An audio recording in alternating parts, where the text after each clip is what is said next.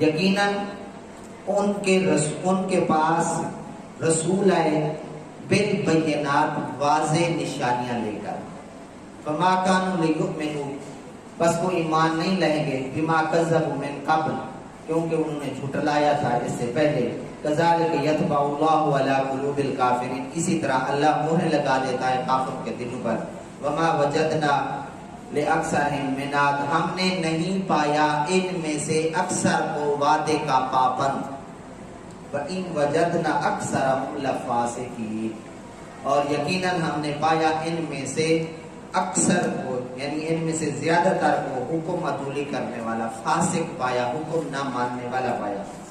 یہ ترجمہ ہے، اس میں 2-3 باتیں جو میں آپ کے سامنے رکھنا چاہتا ہوں۔ سب سے پہلے تلک القری، یہ بستیوں سے کون سی بستیاں مراد ہیں؟ نمبر 5 بستیاں مراد ہیں جن کے واقعات ہم پڑھ چکے ہیں، قوم عاد، قوم سمود، قوم صالح، قوم لوط اور قوم نوح علیہ السلام۔ یہ 5 انبیاء کے ذکر ہم پیچھے پڑھ چکے ہیں۔ ان بستیوں سے مراد وہ 5 بستیاں ہیں۔ یہ بستیاں نقصو ہم کس سے بیان کرتے ہیں، ہم کس سے بیان کرتے ہیں؟ تو اللہ تبارک و تعالی آپ صلی اللہ علیہ وسلم کو وہ باتیں بتاتا ہے جو پہلے ہو چکی ہوتی ہیں، اور یہ سب سے مین دلیل ہے کہ حضور علیہ الصلوۃ والسلام نبی بن کر آئے ہیں۔ کیوں نبی ہونے پر کیا دلیل ہے؟ کیونکہ حضور علیہ الصلوۃ والسلام ان بستیوں میں سیر و تفریح کرنے نہیں گئے تھے، ان بستیوں کو دیکھنے کے لیے تشریف نہیں لے گئے تھے، پھر بھی میرا محبوب بتا رہا ہے تو یہ وحی کا کمال ہے۔ وحی بھیجی، یہ وحی نبوت کا اہم ترین حصہ ہے۔ وحی نہیں آئے گی نبی نہیں بن سکتا، وحی آئے گی تو نبی ہوگا، یہ بات۔ اور دوسری بات، اللہ تبارک و تعالی نے ان 5 بستیوں کا ذکر کیا ہے۔ ابھی میں نے نام لیے ہیں، صرف 5 بستیوں کا ذکر کیا ہے، یا 5 انبیاء کا ذکر کیا ہے، پیچھے ہم پڑھ چکے ہیں۔ تو ایسا کیوں کیا؟ حالانکہ بستیاں یا نبی تو کئی گزرے تھے اور کئی نبیوں کی قومیں ہلاک ہو چکی ہیں، لیکن صرف ان 5 کا ذکر کرنا ایسا کیوں؟ تو اس کا جواب یہ ہے کہ یہ قومیں جزیرہ عرب کے ارد گرد بستی تھی، ان کے قریب بستی تھی۔ یہ مکہ والے ان بستیوں کے حال احوال جانتے تھے، ان بستیوں کے انہوں نے دیکھ رکھا تھا، یا تو دیکھ رکھا تھا، دیکھا نہیں تھا تو ان کو پہچانتے تھے، ان کے حال احوال واقعات سن رکھے تھے کہ قوم عاد کے ساتھ یہ ہوا، قوم سمود کے ساتھ یہ ہوا، قوم لوط کے ساتھ یہ ہوا، قوم نوح کے ساتھ یہ ہوا۔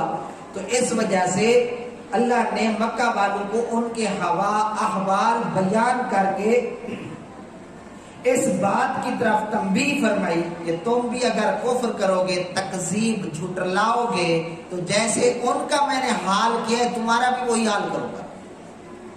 یہ قریب رہتے تھے، اس وجہ سے ان 5 بستیوں کا ذکر کیا، باقی کسی بستی کا ذکر نہیں کیا۔ ان 5 بستیوں کا ذکر کر کے مکہ والوں کو تنبیہ کی۔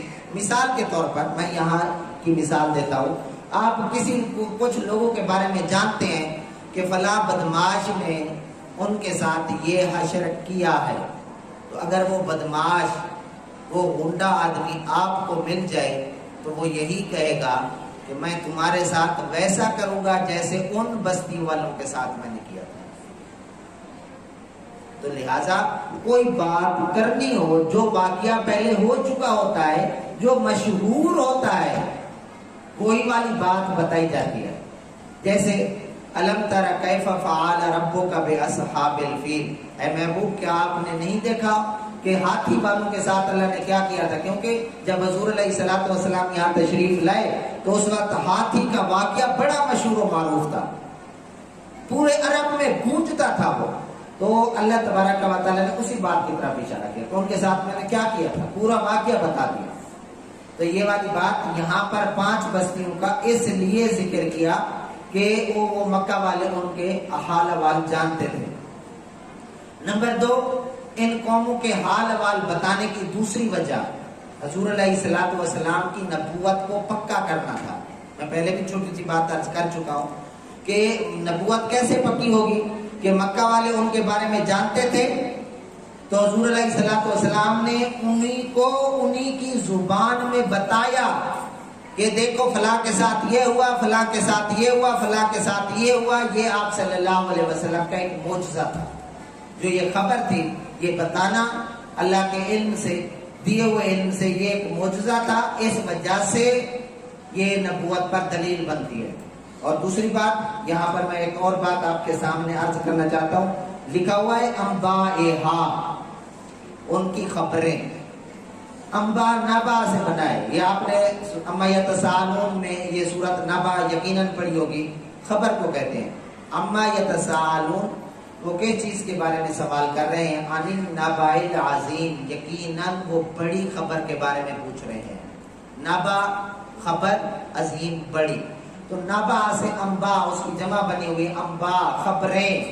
اور یہاں پر یاد رکھیں نبی اسی سے بنتا ہے. نبی کا لغوی معنی ہوتا ہے خبر دینے والا، اور اصطلاحی معنی ہوتا ہے اللہ تعالیٰ کی جو ارشادات کی آ کر انسان آپ کو خبریں دیتا ہے، باتیں بتاتا ہے، آگاہ کرتا ہے، اس کو نبی کہا جاتا ہے. 1,24,000 نبی اللہ نے یہاں بھیجے ہیں. تو یہاں پر بھیجنے کا مقصد کیا تھا؟ اللہ تبارک و تعالی اور انسانوں کے درمیان جو فرق ہے، دوری ہے، اس کو کم کیا جائے. اللہ تبارک و تعالی نے جو اپنا پیغام بھیجنا ہے لوگوں تک، وہ کیسے بھیجا جائے؟ انہی انسانوں میں سے چند لوگوں کو اللہ نے منتخب کیا اور ان کو نبوت سے سرفراز فرمایا، اور وہی بھیج کر ان کو بتایا کہ یہ میرا پیغام ہے، ان لوگوں تک پہنچاؤ. اسی لیے اس کو نبی کہا جاتا ہے. یہ تو تھا نبی کے حوالے سے چند باتیں. اب ایک اور بات آپ کے سامنے رکھنا چاہتا ہوں. یہ آیت میں لفظ لکھے ہوں وَلَقَدْ جَاءَتْهُمْ رُسُلُهُمْ بِالْبَيِّنَاتِ، یقیناً ان کے پاس رسول جو آئے واضح نشانیاں لے کر آئے. یہاں پر 5 رسولوں کا ذکر ہے. 5 رسولوں کا ذکر ہے جو ہم پڑھ چکے ہیں پیچھے. لیکن جو بات بتانا چاہتا ہوں وہ یہ ہے کہ ان کے پاس جو رسول آئے خبریں لے کر آئے، واضح نشانیاں لے کر آئے. ان واضح نشانیوں سے کیا مراد ہے؟ ان واضح نشانیوں سے مراد معجزات ہیں جو اللہ تعالی ہر نبی کو اپنی نبوت پر مہر ثابت کرنے کے لیے عطا فرماتا ہے، وہ عطا فرمائے. تو لہٰذا کیا بات ہوئی کہ انبیاء کو معجزے عطا فرمائے گئے. اور یہاں پر یہ بات بھی بتاتا چلوں کہ معجزے کا لفظ قرآن میں نہیں آیا. اس کے لیے 2 لفظ استعمال ہوئے ہیں، وہ آپ کو میں بتانا چاہتا ہوں کہ کون کون سے لفظ استعمال ہوئے. کہ ایک لفظ آیت کا لفظ استعمال ہوا، نشانی. ہم نے رسولوں کو کیا عطا فرمائی؟ نشانی. دوسرا جو لفظ ہے وہ لفظ استعمال ہوا ہے بینات، آج والی آیت میں. یہ 2 لفظ استعمال ہوئے ہیں، آیت اور بینہ. بینہ کا معنی ہوتا ہے روشن، واضح نشانی، اور آیت کا معنی بھی نشانی ہوتا ہے. اللہ تبارک و تعالی نے انبیاء کو آیات اور بینات سے سرفراز فرمایا، ان کو دی، عطا فرمائی، تاکہ یہ جو لوگ ہیں یہ لوگ اس کو دیکھ کر تسلیم کریں. جیسے عیسیٰ علیہ السلام اردو کو زندہ فرماتے تھے، جیسے کھانے پینے کے بارے میں بتاتے تھے، جو کچھ تم گھر رکھ کر آئے ہو، جو کچھ تم کھا کر آئے ہو، اس کے بارے میں بتاتے تھے. یوسف علیہ السلام کی قمیص سے حضرت یعقوب علیہ السلام کی آنکھوں کو ٹھیک فرما دیا. حضرت صالح علیہ السلام نے عصا مارا تو اس پہاڑی میں سے اونٹنی نکل آئی. آپ صلی اللہ علیہ وسلم نے انگلی کا اشارہ فرمایا تو اس انگلی کے اشارے سے چاند 2 ٹکڑے ہو گیا. اسی طرح حضرت موسیٰ علیہ السلام نے فرعون کے جادوگروں کے سامنے اپنا عصا مبارک رکھا یا ڈالا تو وہ عصا جو ہے بڑا اژدہا بن گیا، سانپ بن گیا، تمام سانپوں کو نگلنے لگ گیا، حتیٰ کہ اس کے محل کو بھی نگلنے لگ گیا جو فرعون کا محل تھا.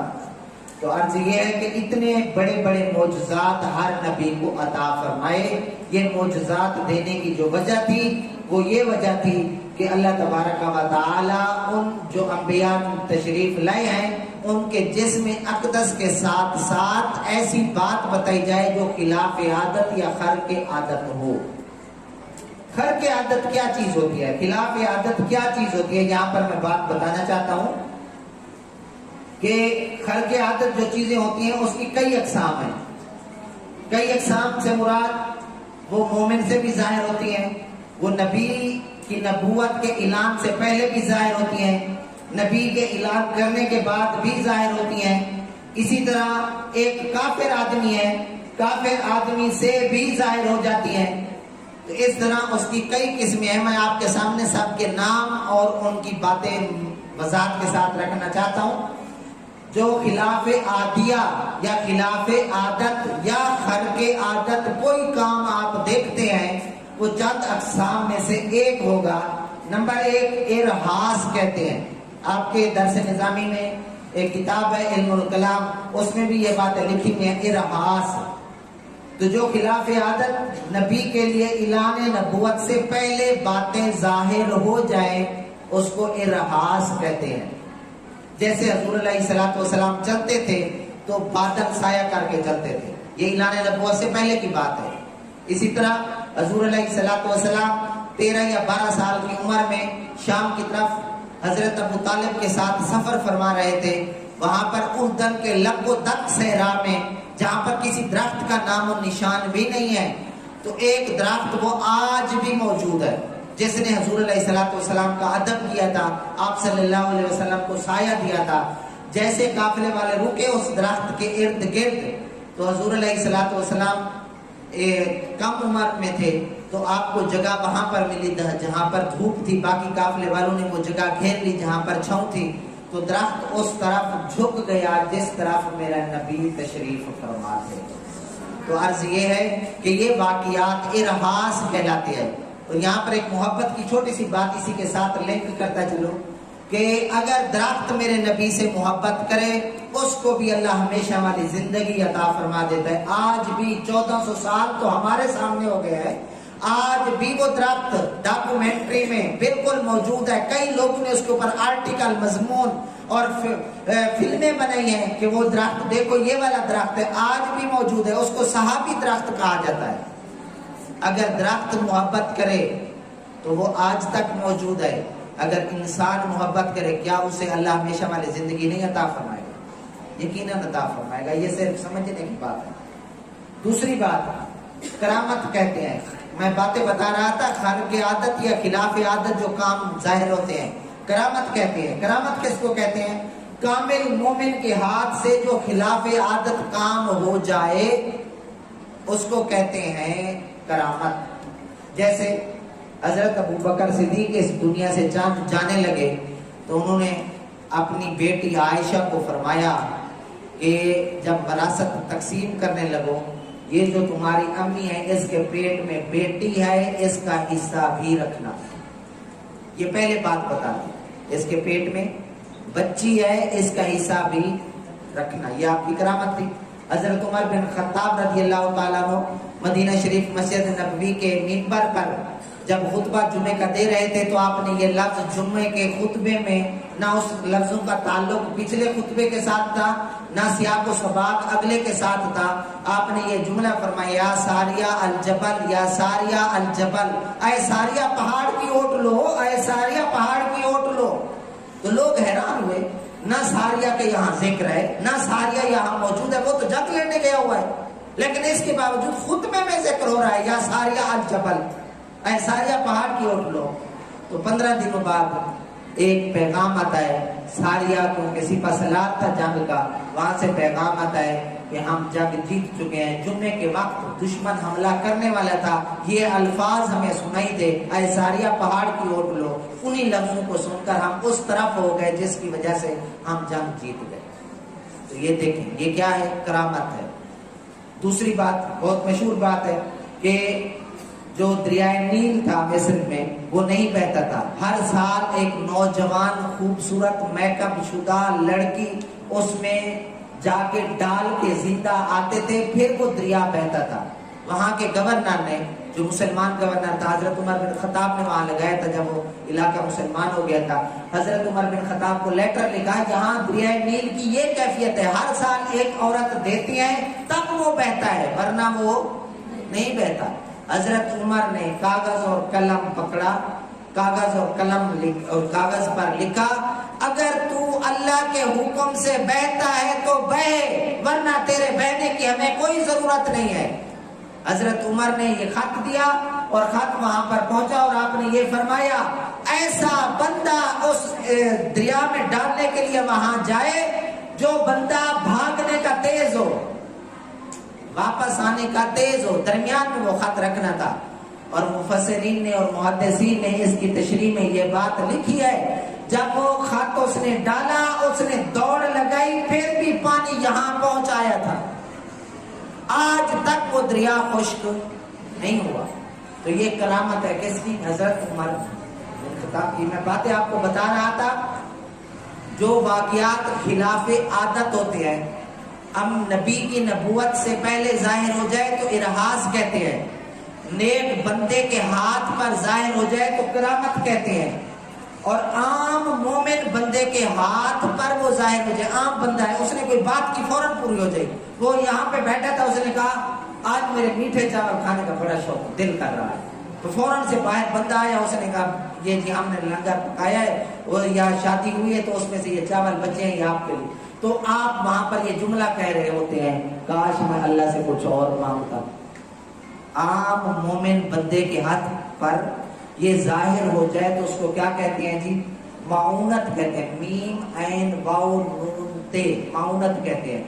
یہ ظاہر ہو جاتا ہے، بہت سارے، میں نے ابھی آپ کو مثال دی، اس طرح آپ کے ساتھ بھی ایسا کئی دفعہ ہوا ہوگا کہ آپ نے کوئی بات کی۔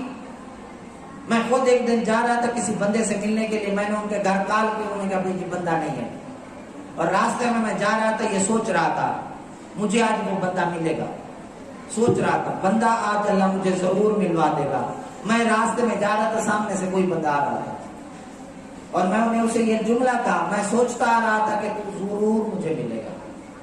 تو دیکھیں یہ بندہ بات کرتا ہے، عام مومن بات کرتا ہے، اللہ وہ بات پوری کر دیتا ہے۔